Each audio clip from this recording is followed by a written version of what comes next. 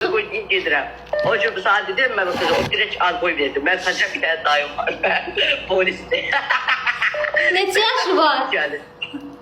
37 yaş var. Valla yaxşı insandı. Zamanla hoş ki her defa izleyir işten çıkardı. Burası yorgun olur. Ben onu diyesiydim bana. Elsi geleceğine bak. Allah hakkı. Üst sözümdü. Biraz işleri var. Üstüm Biraz düz al. bağlansın. Zencileyeceğim Leman. Onu da dağıştıracağım. Evet, çocuğumuzda meşguldum. Hə, o izləyir xan qızımızı. Ha valla her defa işten çıkanda işten gece çıkır dedim daha fırdı polis yani. Ha. İşten gece çıkır hemşire Leman izleyir valla maşına böyle koyur Leman canlı yanında böyle.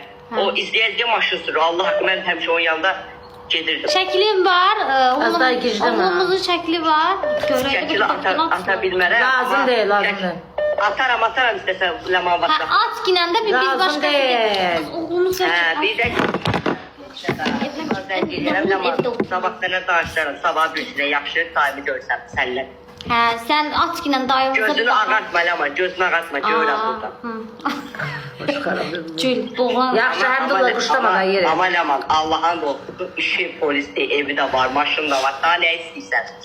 İndi onu dedim. Sən qırılmaq istəyirəm, həmdullah, qırıl. Ha yaxşı ikiniz de gözəlsiz əsas da sevər sağ olun. Teşekkür ederim.